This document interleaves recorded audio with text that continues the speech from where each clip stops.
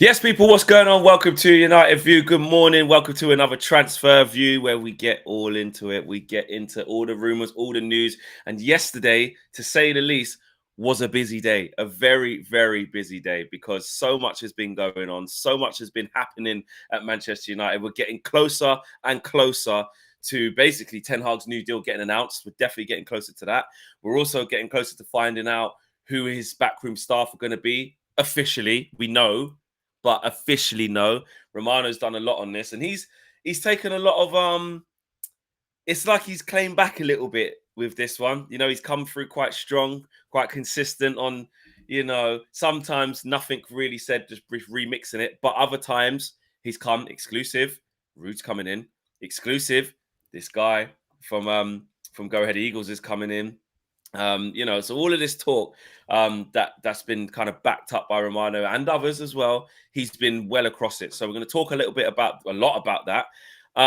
Kobbie Mainoo, England starts. England, Owen, I want to talk to you. I want to re-talk to you about something about England. No, I've been thinking, Owen. I've been thinking, and it's not to do with Gareth. Well, it is to do with Gareth Southgate, but it's more to do with Kobbie. It's more to do with and the draw. But we will get to that part of the show because I don't want to wind you up straight away. It made me ill. It literally, I watched England play, and the next morning, my body had self-destructed on itself. I won't flex a can't. I won't flex a can't. Yeah. I had to go through a Rocky Balboa inspired sort of, workout regime to make myself better. Running up a hill, all this kind of stuff. Oh, and that's what England did to me. But yes, we can have that chat later on. It's fine. Yes, I'm sure we will. Sancho's United return. We're going to be talking about that as well, what's happening there. Because as you know, it's a little bit the same with Mason Greenwood. If you twist the words a little, not twist the words, but if you read between the lines, business-wise and, with contracts-wise, if someone doesn't have a suitor by X time, they are contracted. So they are eligible to return back for pre-season because what do you do? But then if they're not going to be part of the group because the intention is to sell, do they train alone? Interesting time. So we'll talk a little bit about that as well. And, guys, Benni / Quinton Fortune / Benni McCarthy. If you know, you know. If you're thinking, why the hell is he saying that? I can't bother to go into it again, but everybody knows. If you know, you know. But our good friend Benni, he's going to leave, man. He's going to leave, which is quite sad. But like I said, so much to get into. So let's rewind, go straight to the top of the order. Erik ten Hag, new staff, Owen. What's going on? Yes, as you mentioned, a lot's going on, and it comes largely from Fabrizio Romano, who has really had the exclusive, the scoop on this story. The exclusive, as he says right there. This was yesterday, sort of lunchtime, saying Man United plan to add go-ahead Eagles manager René Hack to the new coaching staff for next season at Manchester United. Hack and Ruud van Nistelrooy are expected to be new additions to Erik ten Hag's staff.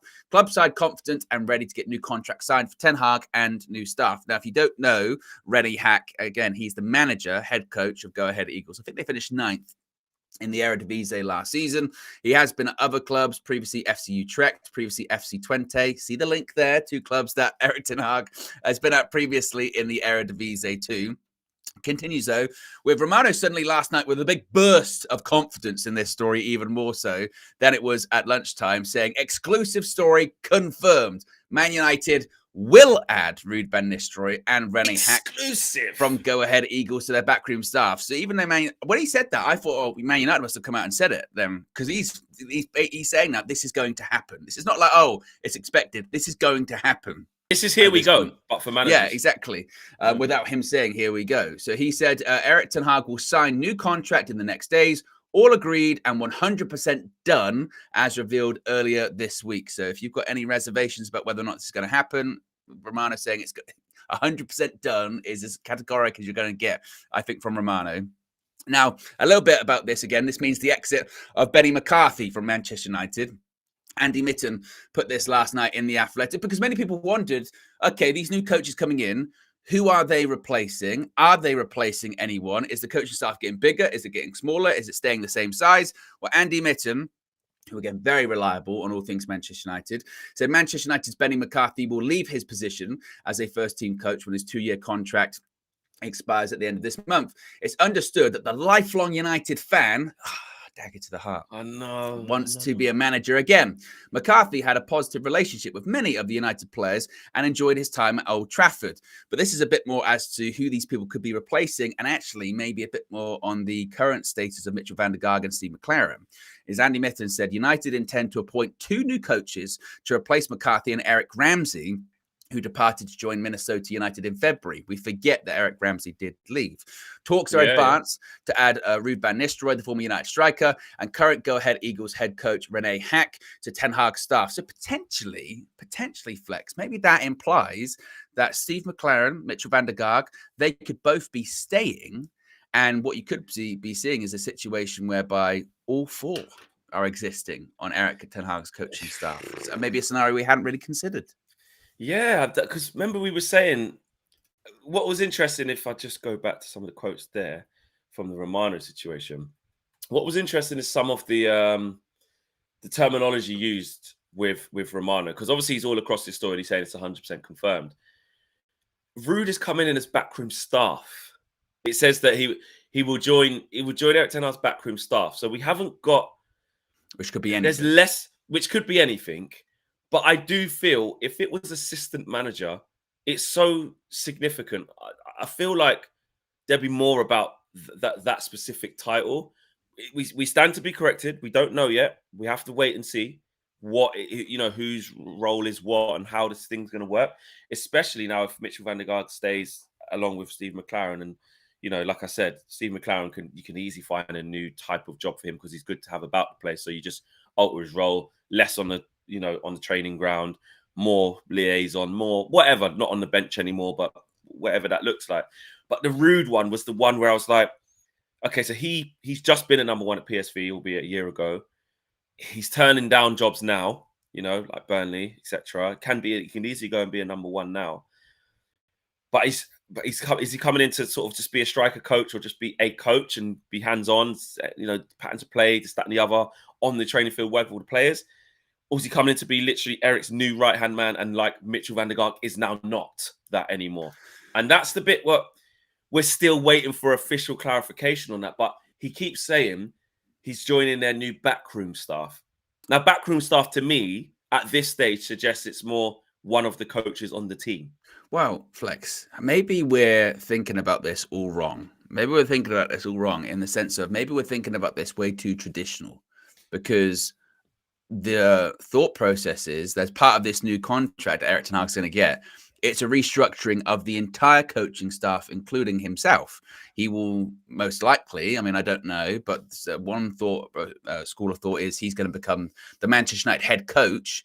And maybe, again, it's a situation when, okay, well, all of these terms that we have to define what we would think is a more traditional managerial backroom staff, you've got the manager, your 1 assistant manager, this coach, this coach, this coach. Maybe that's all changing.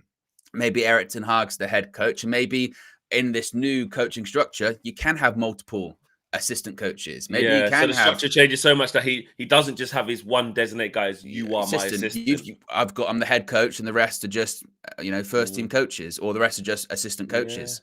Maybe it's a bit like that. I think that some of the terms that have been sort of thrown around do imply that people aren't too sure. At one point, like I said, it's backroom staff, which is very sort of generalized. I think the outlet from the Netherlands had said previously that it was going to be an assistant coach, which again, is that an assistant manager? Is that I look at it maybe more as just it's Ineos assembling again what they're looking at as just a completely new backroom staff, and Eric Ten Hag's included in that. That's why he's getting a new contract, because things now are being completely redefined, aren't they? Including Eric Ten Hag's show, including Eric Ten Hag's remit. There was a piece last night talking about how, yes, Eric Ten Hag's going to have some recruitment taken away from him, but he's still going to be involved, because of course he's still going to be involved. And it'll be interesting to see how that sort of, what they called organogram would look like. What would the org chart look like when it came to all of the coaching staff? And I don't know, I can maybe see it being a situation where it's Eric, the head, and maybe there isn't that kind of deputy. Maybe that a lot of them, they're kind of all in. Obviously, Eric is, like it says, head coach. So you are the leader. You pick the team. Yeah. You're the man, not the manager. keep saying it. You're the head coach. Everything goes through you. You do the interviews. You are the main guy. You are the head coach. You are responsible for this team. But you're right. Then basically, that's a good way of putting it. We're actually missing the boat actually on like what this whole new restructure means. It actually means the term assistant manager, or someone put there in the chat, assistant coach or whatever. It changes. They all have a voice, but there still needs to be, which obviously will be made clear to them. There still needs to be a level of hierarchy for it to. You can't just have too many chefs in the kitchen and everyone's equal. Everyone's throwing in this and ever. There needs to be no. I'm the head coach. Or then it is. We've been told by them we have to play like this because that was according to Sir Jim. And he's saying the technical directors and the football people will say we want to choose this type of football. The coach must deliver it. So now it's going to be Eric sort of maybe potentially sitting down with these guys and saying, right, we all just come back from the meeting with, Jean-Claude Bronc, Dave Brailsford, Omar and Jim, and they're very clear. They want us to play, high energy, all octane, entertaining football. Whatever it is style they decide, right? And then Eric says, right, we've got to do that now. So we need to, how best do we do that? Is it compromising on the things that Eric, his principles and his values that he's been so sure of? How much of that will have to change, and how much of like Ruud coming in and Rene Hack coming in, how much do they put onto it and say, well, I interpreted what they said as this. I think we need to go this way. But Eric's good. Do you know what I mean? It's going to be so fascinating to see how that knits together.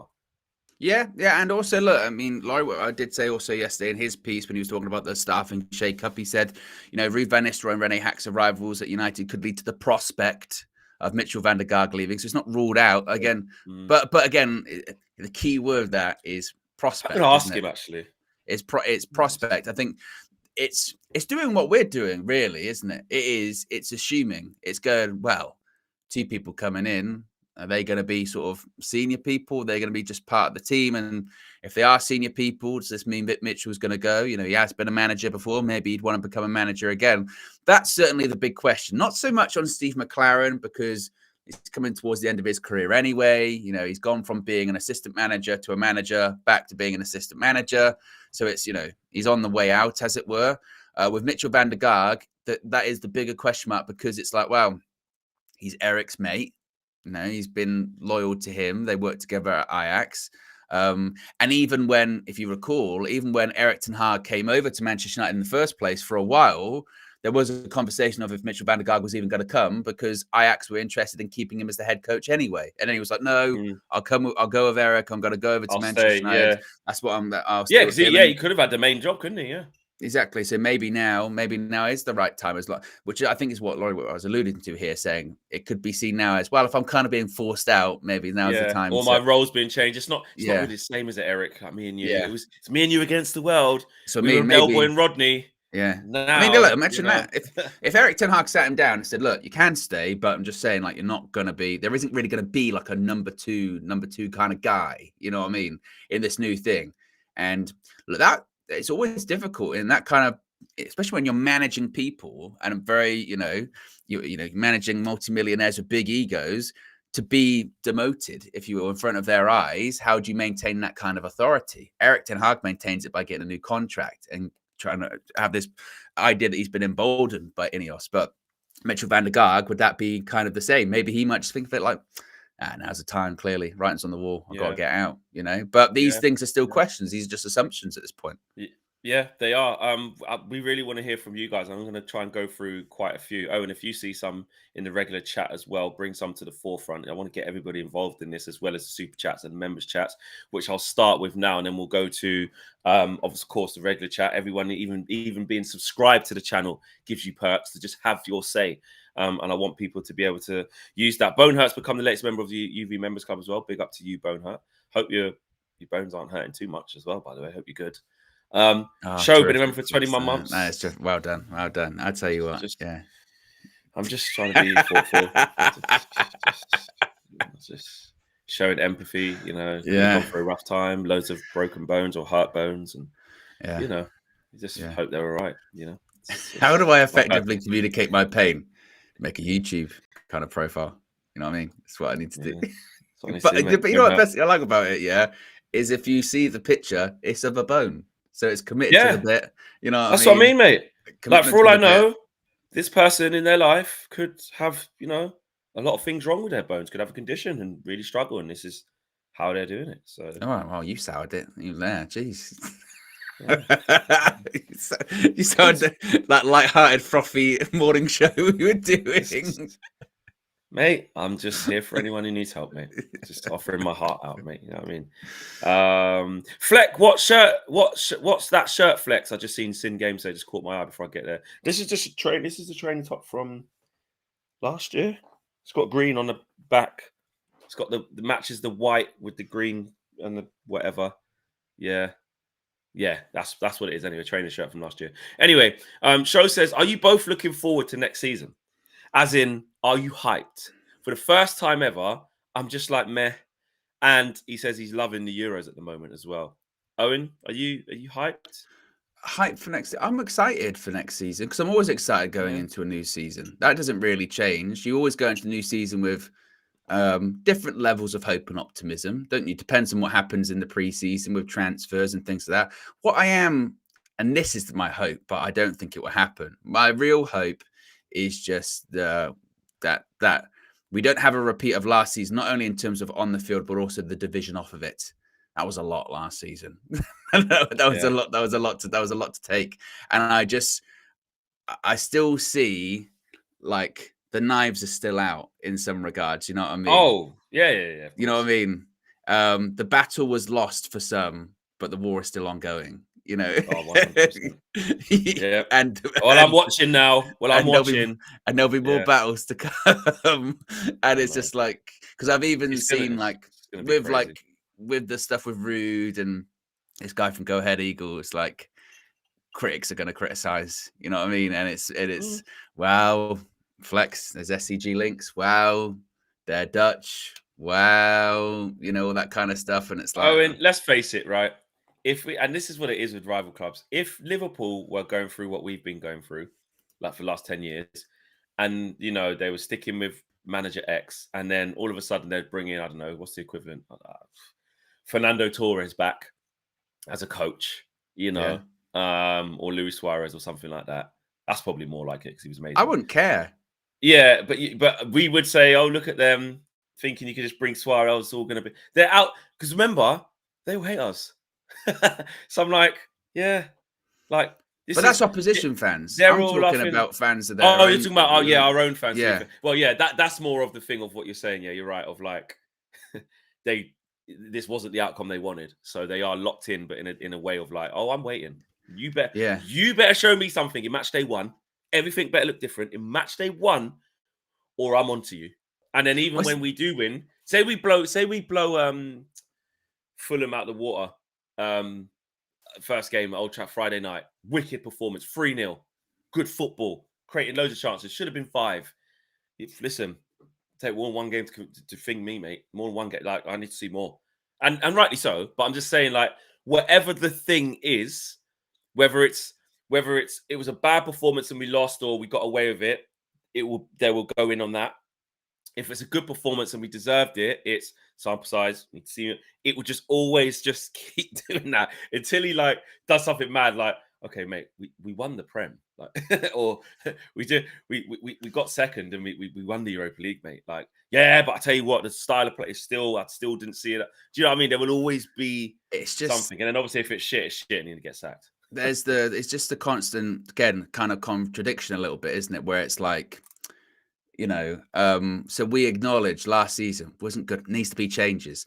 Now there are changes, but it's not the changes that maybe people are looking for. So they must be wrong. It must be wrong. And it's like with the coaching staff, more Dutch people coming in, here we go, blah, blah, blah. But if it was the other side of it, if it's someone that Ten Hag didn't know, never worked with, you went, it's being undermined. Bringing in people who's never worked with or doesn't even know is terrible. And it's like, and you know what? And to answer Show's question originally, what I am looking forward to is actually the season starting, so that can just that part can go away again. You know what I mean? It would be good just to be like focusing on results and performances and less speculation, really. You know what I mean? At least with results, they're there. You can focus on that, can't you? You're watching it. It's happening in real time. You can judge it.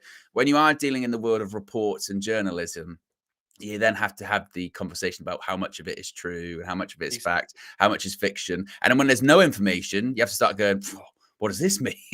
And then you've got to interpret it how you think it should be interpreted. Yeah. Which just changes everything. So I didn't really answer the question, actually. I kind of threw that one to Owen, but am I looking forward to it? Kind of, yes. a bit. Yeah. I'm intrigued. I'm intrigued. Yeah, definitely looking forward to a new season. Can't wait to get out to tour, see the vibe, see what's going on. Now Ruud's going to be there. I'll be honest, I just can't wait to see him. Like, I'm like going to be full fat. Like, I'm not normally like that. But Ruud, I will be. Have I seen him since he's left in person? I might maybe once, but not. He's done like maybe one charity game at Old Trafford. I think. Yeah, maybe, I don't. He hasn't I don't had think too much association with United. No, really. not really. Which is sometimes, sometimes that's good. But yeah, I'll be fully fanboy when I see. Oh my God, it's Ruud. There's Ruud. That's Ruud Van Nistelrooy right there. That's Ruud. Yeah. So I will be gassed. Boneheart says the Dutch Trinity treble loading guaranteed within the next 100 years. Special big up to Owen for all the grinding of watch-alongs this Euros. I mean, some of them have been tough watches. Some of them have been great though. But the majority of them have been good. The most disappointing one was Netherlands versus France. God, that game was rubbish. Like it was terrible. But there have been, particularly those sort of final group stage games. They were great. Really enjoyed them. And now knockout stages, just that's what it's about. Boneheart also says, "Thanks for the bone sympathy, Fleck. You are most welcome, my guy." Well, I don't even know if you're a guy. Actually, you are most welcome. Quasim says, "Do we win the Community Shield as we stand? Set up a new poll. As we stand." Well, with the exact team we got now, we masterminded the plan. If we're playing exactly the same way, we could do City again and Charity Shield with that. City can start the season slow very often. Their record in Community Shield is not very good. I'll probably say yeah. Then we'll get all excited, say, "See, sit down. Eric's added another, another trophy. Hold that." It's one of two ways, isn't it? Like I said, the new battle will begin on that day. It's so annoying. If we win, you'll be like, yes. If we lose, you'll be like, nothing's changing. We got absolutely rinsed. And again, I mean, last year, Arsenal fans were saying, "See, that's all we needed to do was break the hoodoo. We just had to prove we could actually beat City in a game." Yeah, mate, it didn't count, though. It didn't count. And then, fair enough, during the season, they beat them at home, which then they're like, "See, we can beat these." Then they didn't beat. Then they drew away, and then but still didn't win the league. So, there was a big campaign from Arsenal fans. They made a big thing. Remember about that, the Community Shield, to make it seem like it was a legitimate. They really bear in mind they spent a huge amount of the prior season saying that the Carabao Cup was not a real trophy, and then had the nerve to start going about Community Shield really matters. Matters. And but they were saying it matters to them because it shows that they can actually beat City when it matters. But I'm like, what, in the preseason friendly? Essentially, Community Shield, it's just a friendly. It's a friendly with a trophy. It's a friendly with a trophy. Yeah. It's all it's ever been. It has no effect. It's not even a trophy, it's a shield. Historically, it has no effect on the upcoming season. Unless you're Jose. Where you count it. If anything, like again, looking at it, it's a bit of it's quite damning for your season ahead. If you've won the Community Shield, you'll be like, "Oh, it might be a bit of a difficult season for us. We ain't winning shit." Like that, that tends to be what happens. So, I mean, look, it's just a nice day out early in the season. And if you get to lift it, just cool. And you can be like, obviously you want to win it, but it's like, I just want everyone to get the fitness, get ready for next week. That's when the season starts. Have a good run out. Two good teams usually in it because FA Cup and league winner. Usually two decent teams in there. And, it's just a nice curtain raiser for everyone to watch, including new. Do you know what it is? That's what I see it. It's actually, in essence, the perfect competition because if you win it, you go, "Yeah, we won it," and if you lose it, you go, "Nobody gives a shit anyway." It doesn't matter. Yeah, exactly. you can fix your narrative. M Sati says Pellistri is doing really well in Uruguay. Constant starter. Don't care if we loan him, but selling him will be an unforgivable mistake. Unforgivable mistake for you, Owen? Did he score? I think he scored. Yeah, last night. Let me check. Uruguay, Copa America. He did. He scored the opening goal. They won 5-0 against Bolivia. Oh, okay. He's still, like we said, I think KG was talking about it on the Flexing KG show the other day. It's always been the same. Like, he always goes there and does well. Can't get a sniff for us. But for some reason within his national team, like, I don't profess to know all the Uruguayan possibilities that could play right wing for them in their national team over Facundo, to say like, wow, so he's obviously the best right winger right now they have. I don't know. But it is interesting how he does always get into that team. He's played, I was going to say, he's played for Uruguay. He's played for Uruguay for years, hasn't he? I mean, every time there's like a World Cup or something like that, he's in it. Then it's the same kind of story with him, isn't it? Because we see him and go, he's playing for Uruguay. Maybe he should play more often for Man United. And then he plays for Man United and we go, maybe he should go back on loan. But every loan he goes on, it feels like it doesn't work out for him. He might go like Alves or Celta Vigo. Just like, oh, okay, well, you just want him to find that home and just kick on now. Like, if it's not going to be with us, then I don't know I don't know what his level is. I'd like to see him. I'd like to see him have a loan in either Championship or Premier League, just so I think more as fans, you could maybe have a bit of a closer look at him on a week-to-week basis, because it feels like all of his loans have been like going to La Liga or something like that. And it is very much as we like to pretend that we know everything about every player. Sometimes when the player goes to another league, it is very much out of mind. And you just wait to hear the updates, So it would be interesting to see if he did have a loan, like I said, either in the Prem, or maybe it might be a sort of a bit of an Ahmad situation, really, actually. Championship side, see how well he can do. But yeah, it is. And it is this kind of constant international thing, isn't it? If you score a goal on international duty, see flex, we're all fools. We're all idiots because they scored. Fools. Yeah, exactly. You fools. There are some stories coming out of, I like this one, Corriere de Bologna, and some other Italian outlets. The other one is called, let me say this one nicely as well, because I like this one, Corriere dello Sport. I'm trying to, see quite a big outlet out there in Italy, just talking about Joshua Zirkzee, which we'll talk about in a little bit. We'll carry on with the show, but we will bring you a little bit of an update on him and what is being reported from quite big Italian press about him needing to make a decision and Manchester United having positive talks, etc., etc. We'll get into that in just a little bit. We have nearly 1,500 people watching, which is dope. Big up to you guys watching. 366 likes. 75% of you have said that you have liked the video already. And 25% of you are saying you're doing it now. So raise up the likes, guys. Got nearly 1,500 people watching. We can push 750. Keep pushing in the right direction. Stephanie Griffith says, big up Flex and Owen, 364 likes. I did say, which I'm going to stick to our word, we're going to go to just a regular chat to big some people up and get some different opinions. Dwayne Rogers in the chat says, I think Pelestri plays well for us, Owen. Better than Anthony and Rashford on the right. And Garnacho hasn't been great there either. Ooh, I think it's a bit harsh with the Garnacho shout. Yeah, exactly. That's when we need to be careful with these players. This is what I mean with these players. You know what I mean? Like Pelestri, maybe, you can make an argument with quite a few players at Manchester United of, should they get more of an opportunity? We look at Ahmad, for example. But that's why I would say get him a loan in the Championship or something like that. See him on a more consistent basis. Then say, two fingers up yours. See, you should be playing more often. But we do this quite a lot, don't we? In the absence of them actually playing for us, we can see them because I agree with you. There's been a couple of times Pelestri's come on 15 minutes here, 20 minutes maybe. 20 minutes probably a lot for him, actually, where he comes on and goes, actually, you look quite direct there. That's started against Bayern away in the Champions League, mate. We went, hang on. Well, and then we didn't see really anything from the.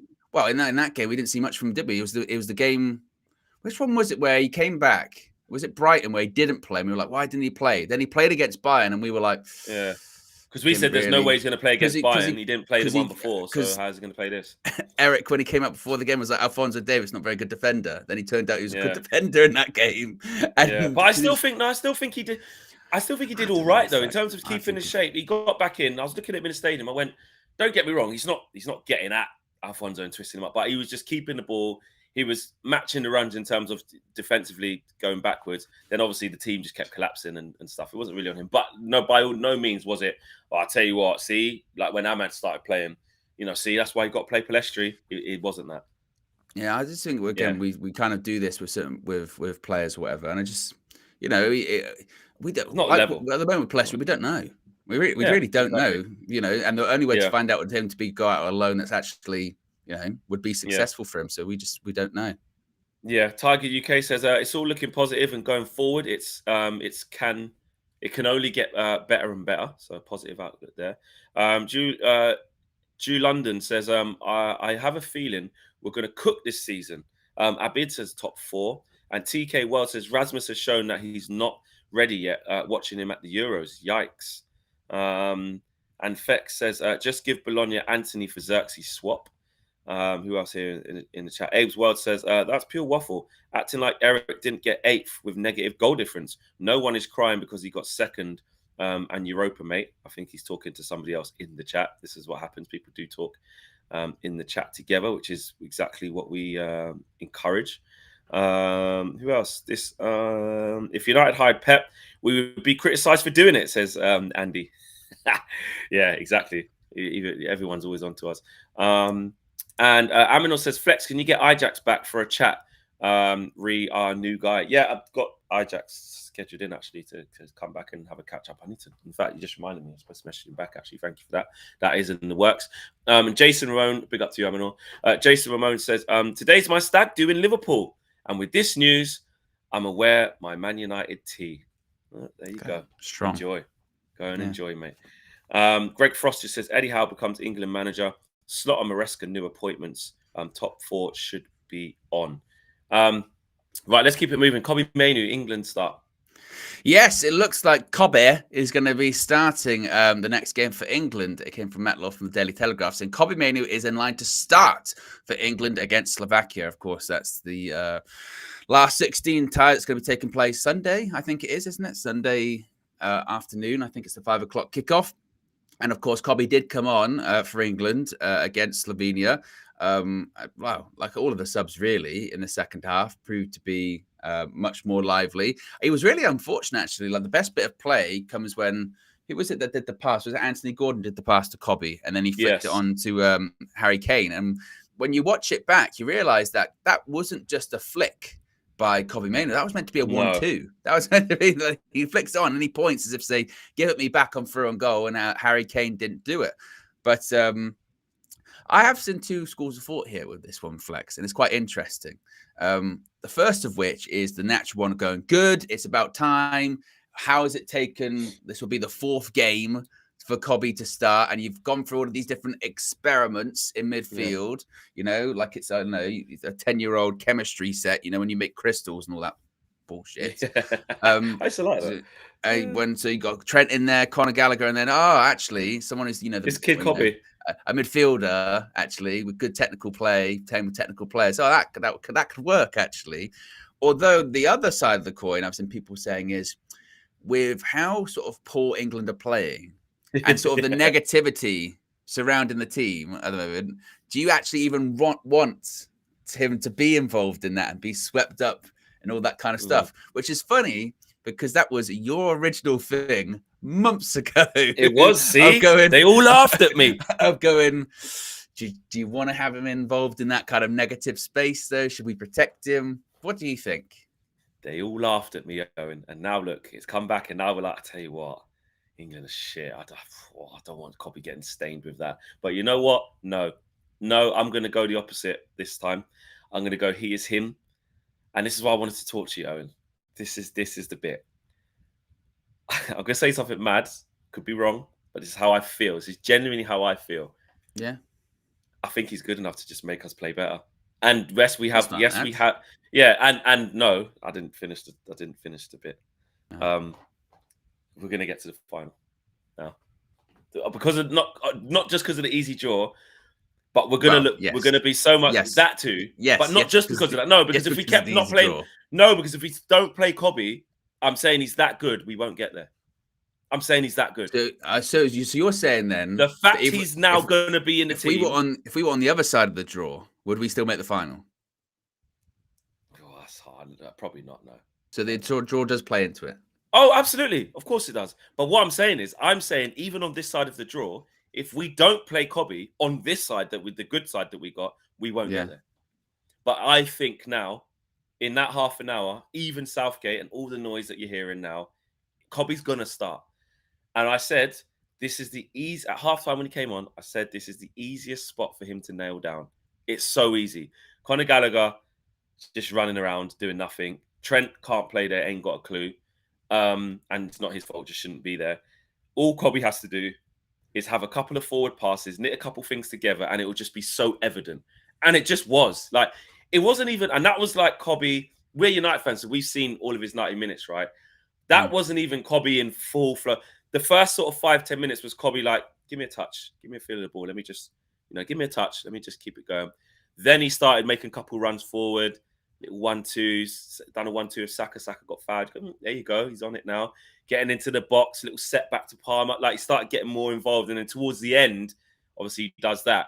Like, you start him from the start of the game, he start cooking. So that was just Cobby, just, just for first proper look at tournament football. I know we got 1-2 games before that, didn't he come on for a little bit? But that was the first bit. Now, trust me, Cobby's going to cook and England will look better for it. England will look better for it. I don't know what he does with the Palmer and Gordon situation. It's still Gareth Southgate. The fact he's going to change the midfielder again, you know what Gareth Southgate's like. He's so bloody scared to do anything. You know what? I'm turning to you now. Gareth Southgate came with this fucking, I'm changing things up. Look at everyone I've brought. But then the people that he brought instead of like Rashford, like he's brought Anthony Gordon instead of Rashford and flipping and Grealish, yeah. And he's too scared to even bring them on. But I thought I was listening on TalkSport that time. I was listening to you and Roy Jennings going, is this why we got to praise Gareth? He's picking these players. This is very bold of him. Turns out because we hadn't got to the tournament yet. At that point, good. But he used them. And he doesn't want to use them. Now cuss him. You say that England can reach the final. I will one up you there and say Gareth Southgate's the manager. Wake the fuck up. Yeah, but Cobby's a central midfielder. Cobby's a central midfielder. Don't worry. We'll get to the final. Don't worry. Who do we have to play? Who do we have to play if we intercept? We have to play Slovakia next. Which, by the way, what's the evidence to say that's going to be an easy game for us? Agreed. Didn't say it was going to be an easy game. Go on. We struggled past Slovenia by not threatening at all. Without Cobby. Go on. And then we have to play. Is it either Italy or? Let me double check. No, it's Italy or Switzerland. I think it is. Ooh. and again, this is peak England because when we played Italy in qualifying, not a problem. Not a problem, Flex. No pressure. Fine. Yeah. Fine. No problem. It could be a bit qualifying, seriously. And then to the tournament, we cannot do this. We cannot do this. This is impossible. And then, to be honest, I would actually think Switzerland would win that game. And I don't think we beat Switzerland because I have seen nothing to suggest that again. And we do this. This is the arrogance of the English media and the English football fan. Is yes, you look at our team and our players and you go, you should be able to beat Slovakia. Quite comfortably. Beat Switzerland. They kill for one of our players or a couple of our players in that team. We've got this guy, we got that guy, we got that guy. And then we watch us play, and then you have to see Gareth Southgate again, cosplaying as Pep without the bold wig or whatever on, without the bold cap, by passing it sideways like a shitty table tennis game. Or one of those executive toys, when it goes pass it sideways like that for 45 minutes. And this is the problem with sort of looking into the stats too much. Because you get to half time, you go, England must have been dominant. We had 75% of the ball. And you go, how many shots did we have? Oh, we had 0. We just passed it around. Just for the sake of it. No real forward passes, just sideways. And even Cobby, and I love Cobby, he'll get caught up in it. Because they all do. Yeah. Look at some of the players. Yeah. Look at some of the players in that team. They all get caught up in it. And then it's just. And then Gareth Southgate after the game comes out and he goes, direct it at me, not at them. Good. I am directing it at you. You don't have to ask me twice, Gareth. It's like, oh, and all of the okay, memes about Owen. him, they're all right. They're all true. How Thank like you, Owen. risk averse he is, or whatever. There's memes of him sitting in the bath with armbands on. You know, that's what he's doing. You know, Okay, it's Owen. just Thank you for when he obviously I plays wanted to. Uno, he calls Uno about 4 or 5 cards before he gets to one, just to let you Yeah, know. In yeah. probably a few minutes, I'm probably going to get Uno, just so you know. Owen, well, I just wanted to, obviously the what we were talking about was the England Cobby start, and I just thought that'd I'm be glad really he's good. And starting. It's the right I, f- move. I thought like obviously, I in my world, I was just sort of envisaging that like I think Cobby's going to be the kid who can survive the Southgate curse and bring the team forward and get to the final because I believe in his ability. But in due course, what you've done, you've basically just put us back down to earth. So I appreciate that. You're welcome. Sometimes we have to live in Thank you. reality. Hopefully, and hopefully, you're wrong. There's a high chance you will be right. I accept that. I hope I'm wrong. You hope you're wrong. Yeah, you hope you're wrong. The truth, though, if that, away from like my heart and like me just trying to give myself to be something excited for, of like me writing this story that Cobby just was the difference. Remember when Cobby came into the team? Since then, we went all the way and we won it. Look, he got man of the match in the final and we won. Oh my god, it'd be amazing. But the truth of the matter is more what you're saying. And There's scrap only that. so Where's Luke far. Shaw? Where is he? He's He's coming up. training. He's playing. He's He's playing. He's training. playing. He's playing. He's Is he gonna play. playing He's against gonna play. Slovakia? Is he I'm playing gonna against say yes. Slovakia? You're going to I'm say gonna say yes. yes. I'm gonna say yes. So Luke Shaw I, and Cobby we I, trust. Don't worry. Watch. I hope Watch so us too. cook now. All they needed, Owen, was the 2 Man United lads. Yeah. Don't worry about that, Owen. We're going to look completely different against Slovakia. Watch. Actually, you know what? I'm gonna nail myself to this. I'm gonna hang my hat on this. Owen. You said final. Owen. Yes. Oh yeah, that. No, I'm going even more. I'm coming. Whoa. Final, yeah. Leave that. I did say that, so I stay with that. I'm saying Slovakia. Just go to Slovakia. Yeah. On Sunday, Owen, Kobe Mainoo will start. Luke Shaw will start, and England will look a lot better. And we're going to beat Slovakia comfortably before it. I hope you're right. Yeah, and if I'm wrong on hope Monday you're right. morning, I will come here and say, "Yeah, I was an idiot. I was wrong." But Yeah, well, I don't say you wouldn't. I don't think you'd come in here. yeah, And it's a pretty big statement to go. no. Never said it. Yeah. Well, Amrabat's brother done it. Yeah, exactly. Well, No, I think Sofian's brother done it. I think we'll win. I think yeah. we will win. I just think it'll be like 1-0, Be like a Serbia 2-1, game. pulling teeth, that kind of thing. I think it'll be Yeah. a bit like that. But I think quarterfinals still we're going to go out, I think. Yeah. PS says we are starting to see more concrete links to players like Ugarte, Xerxes, etc. Can we have scouting segments from Cam or preferably our tier 9 scout KG? Well, I don't know why you're saying KG is a tier 9 scout because he's not. Yeah. Different people. Yeah, we can get Cam on it, but also we do have something for you coming very, very shortly. Very, very shortly. We have a special guest coming on to sort of dissect some of these players that we're seeing. Someone who knows a lot more about these types of players than we do. Yeah. So stay tuned. It's a good chat that PS, and we'll make sure that we do that. Akash says, is there anything in the women's players quitting Man United because they have been told Greenwood is coming back? I don't know. I know what I do know is obviously there's a lot of people quite upset, and I understand why, rightly so. At sort of the women's team sort of been neglected really, and now they have to move into sort of like porta cabins while the men's team gets the makeover. And those extra facilities, I remember being at Carolina just being built for the women's team to get into, and now they can't be in them for a little bit, and also the lack of only just opened up last year or something like that. Just opened up last year because they're changing again now. They have to do this, and a lot of people, our players are leaving on free transfers. Katie Zellam's going. Yeah, so long. Mary Earps is going. Last year, Russo. Russo. James went back. So we keep losing our players. So it's not good for our women's team. And Sir Jim basically admitted right now we're focusing on the men's team because we've got to fix that. And and I don't think anyone's expecting miracles for the women's team, but I think there does need to be some, Well, I think they're just thinking Yeah, exactly. I think they're just looking at some attention to it. I think that's the point, isn't it? They're saying, look, we understand there's a lot of transition at the club at the moment, but you can't just the word you use the right word there, neglect. It does.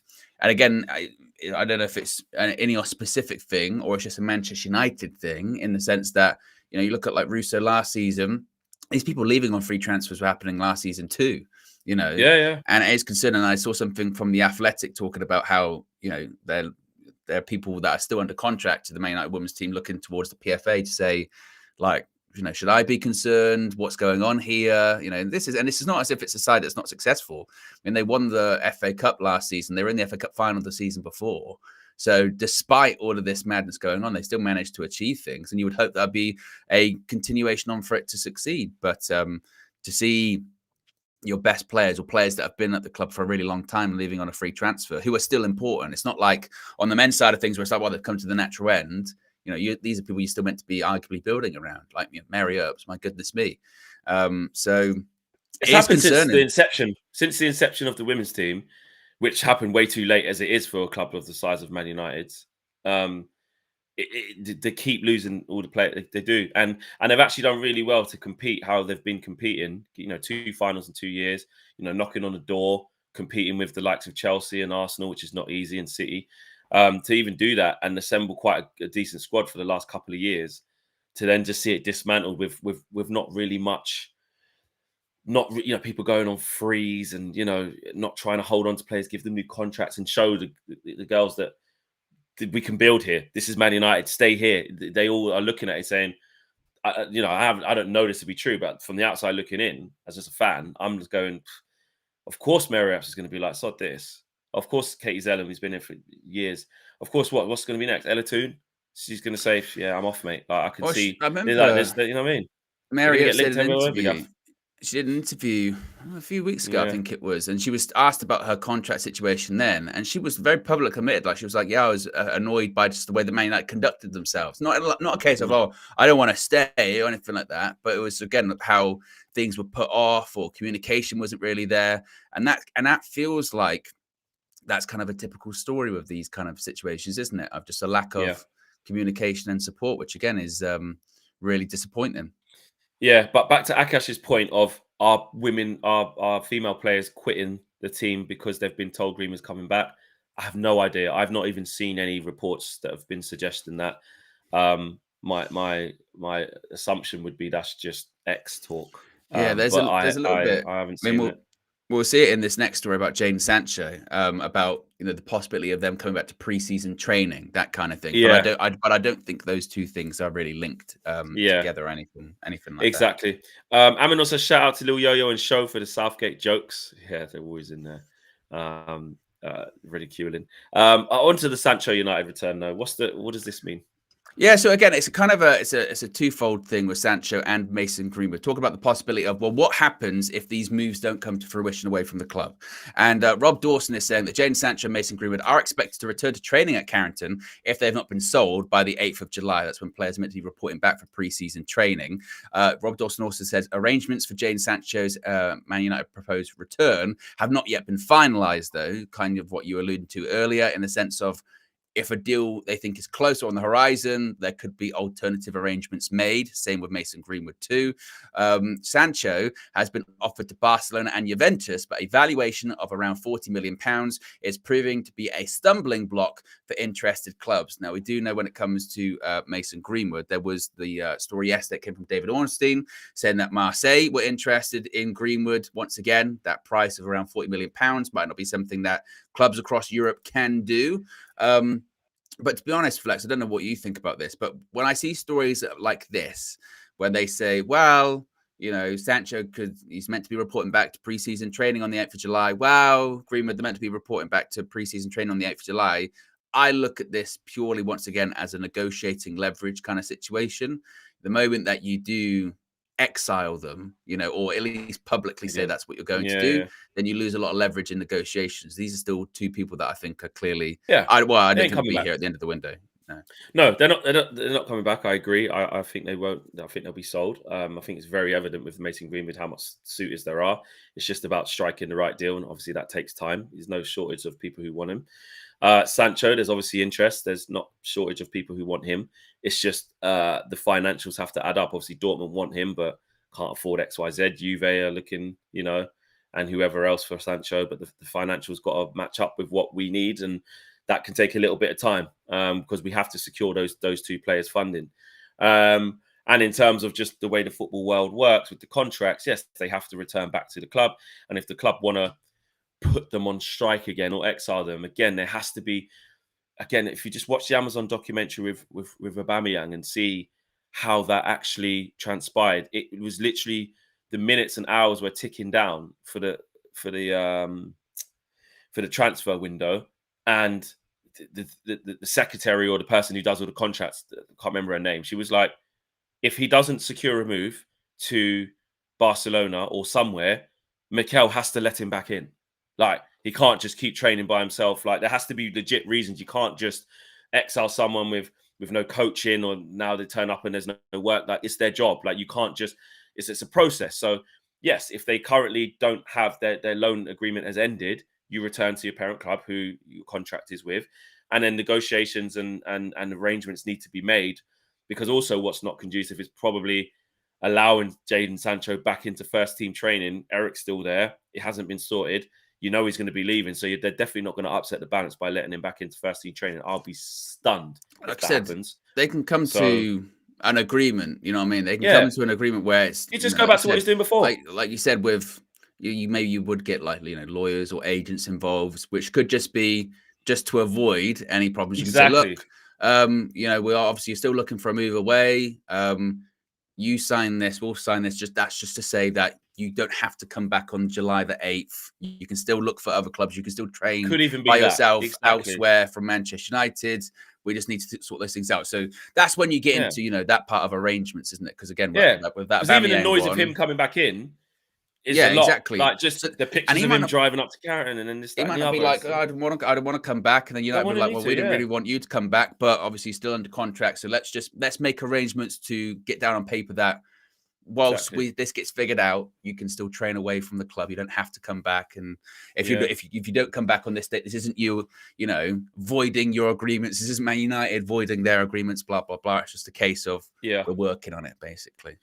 Yeah, International says, I can't lie, it would be great having both Sancho and Mason Greenwood back. And International also says it's interesting if no club comes for either of them.